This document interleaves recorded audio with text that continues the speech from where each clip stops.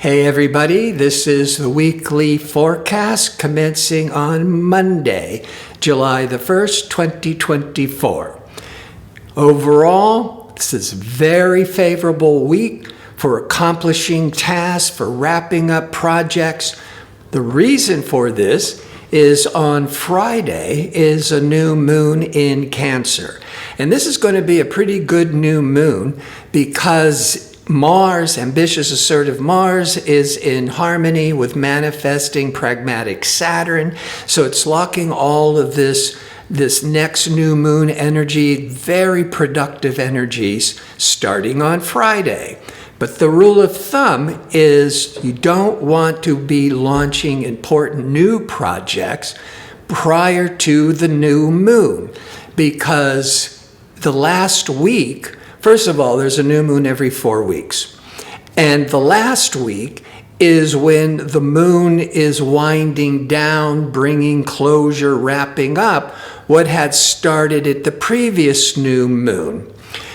But there's enough really positive energies here that before Friday, you could really finish some goals, accomplish some tasks, wrap things up. So there's a lot of really positive energies to start this new month of July. But before I get into what's going on each day, if you enjoy these kinds of videos and would like to see more of them, click like and subscribe, and don't forget to check out and don't forget to click on the notification bell so you can receive the latest postings. And if you go into the description box underneath the video, you'll find direct links to book an astrology reading or check out my 2-question offer. All right, on Monday, the moon that always sets the general public tone is in Taurus. Taurus is steady, grounding. It's an earth sign. It loves routine. It's calming. And Taurus is the second sign of the zodiac, which has a lot to do with cash flow. So that Taurus energy to start the new work week is really favorable for business and finance. And the moon will cross over ambitious, fiery Mars by mid-morning Pacific time. Now, there might be some anxiousness, some impulsiveness, but it could just as well give you the motivation to start accomplishing all your tasks for the week. Around noon, 1 p.m. Pacific time, now that emotional moon will be in harmony with pleasure-seeking Venus. Venus can be compromising, diplomatic, so it's good for negotiations. Venus is that planet of love and harmony, so it could be very favorable, for getting closer, connecting in relationships. Venus is the planet of creativity. So there could be a strong need to either express yourself creatively or to appreciate and value the arts, whether it's going to see a film, a theater piece, a concert, a museum, an art gallery. That's all that Venus energies.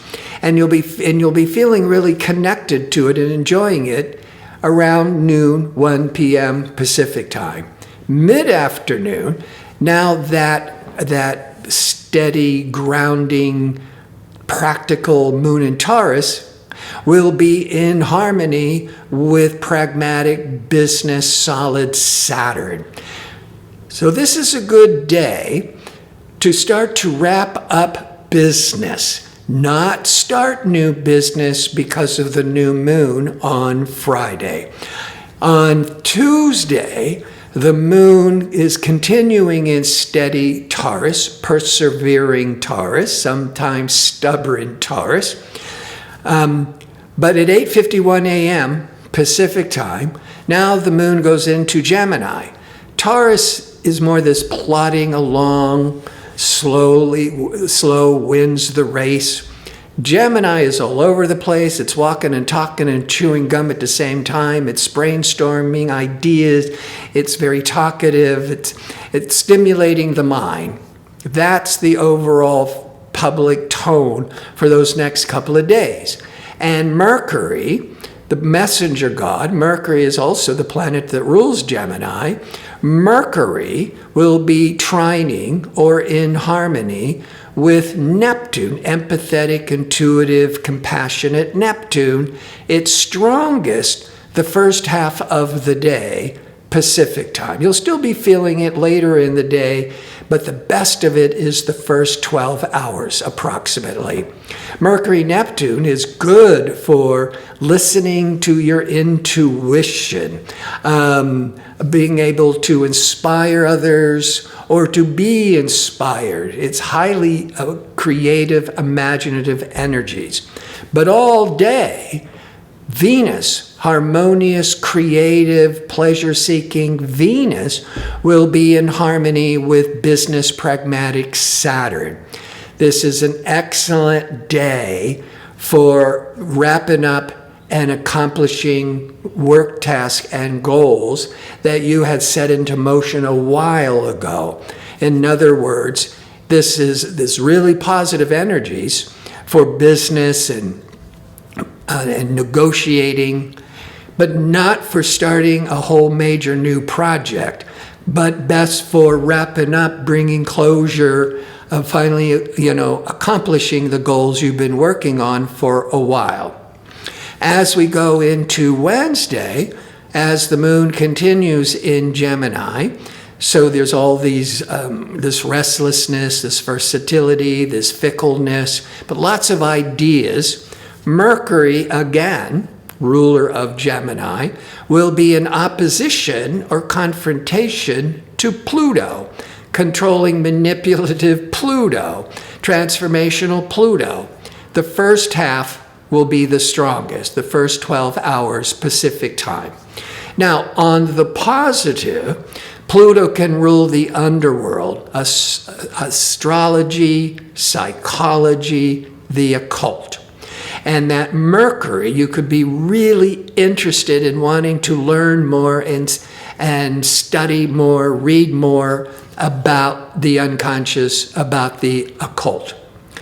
On a darker side, somebody could be trying to manipulate you or coerce you, kind of like manipulate you into their point of view. And if you're feeling this and you don't want to get caught up in this mental power struggle, just take a deep breath and say, hold that thought. I forgot something. I got to go to the store. Whatever it is, break the energies. And if you're trying to convince somebody that you're right or you have this really great idea, you could be obsessing too much. That's the dark side. The positive side could be this real interest in having an astrology reading. That's the interest in the occult, studying psychology, going into counseling, or just reading about it, being interested in it. On Thursday, July the 4th, happy 4th of July for those in the United States. And the moon continues in talkative, versatile, flexible Gemini until 1:52 p.m. Pacific time, and then the moon goes into Cancer. Cancer is very family-oriented, very nurturing. It's more this domestic energy. Cancer energy, we're more inclined to just want to reflect and stay at home, stay with family. Where when the moon was in Gemini, you do all this traveling, maybe to get to family for the 4th of July holiday. But the moon in Gemini, you're all over the place. And now with the moon going into Cancer on July the 4th, you just want to settle down and stay more closer to home. Friday, July the 5th, will be the new moon in Cancer. There's a new moon every 4 weeks, whatever sign it is, compared to your sun sign or the house it falls, if you know your horoscope. That's where your intention is more drawn to. This is where you're setting your intentions in that area of the chart. This new moon is going to be overall very productive. Maybe we were accomplishing a lot with domestic matters, home matters, real estate matters, all under the domain of Cancer. But why it's so productive is Mars, ambitious, assertive Mars, will be in harmony with pragmatic business Saturn. Saturn will give the discipline, the focus for the Mars to accomplish its goals.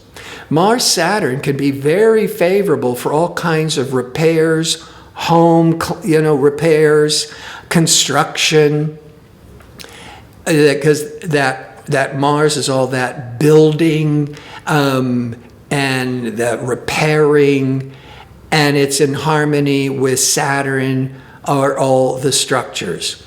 So this new moon on the 5th of July is setting in motion for those next 4 weeks. Overall, a lot of people, depending on how it falls in your chart, but this is all positive energy for the most part to really accomplish goals. On Saturday, the moon continues in Cancer to the end of the day. By mid-morning Pacific time, that nurturing moon in Cancer will cross over loving, pleasure-seeking Venus. That's mid-morning Pacific time. This is very good for socializing, for connecting with loved ones, or expressing yourself creatively. By early afternoon, now the moon is very favorable, called a sextile, to progressive eclectic Uranus. Moon Uranus, the moon can also represent our habits, our patterns. And when it's in harmony with Uranus, and that's early afternoon Pacific time, this could be very favorable for getting out of an old stuck routine. It could also be very favorable for bringing a lot of emotional excitement. So depending on where you are in the world, it might be Saturday night. For California, the West Coast, it's early afternoon. But that one of the positive of the moon Uranus could be getting you out of a rut, breaking old habits, and just kind of bringing a lot of emotional stimulation and excitement. And then at the end of the day, 8:56 p.m. Pacific time, the moon leaves reflective and domestic Cancer and goes into fiery, dynamic, extroverted Leo. Could be very good if you're still, in the right time zone, but certainly going into Sunday. Leo is that Cancer intention could be about family and home. But with the Leo, you could be beautifying your home, you could be entertaining at home, you could be organizing family events. And on Sunday, as the moon continues in extroverted, fiery Leo, it's crossing Mercury, communication Mercury, early afternoon, Pacific time. That moon Mercury, you could be talking Mercury about your feelings. You could be really expressing how you feel to family. This is very favorable for writing, and could be making a lot of appointments and plans because of the Mercury. And then by mid-afternoon, the moon will be in harmony, called a sextile, to Jupiter. That brings emotionally a lot of optimism and happiness, so good for any kinds of social gatherings. But Jupiter is also about travel. It's also about traveling mentally with education. And you might be feeling more inspired and optimistic about traveling or making travel plans, or getting more education. You might be really thinking about it, getting really upbeat about it. And with that, publishing could be your website. You could be launching a website, you could be updating it, and just feeling really optimistic about really expanding it.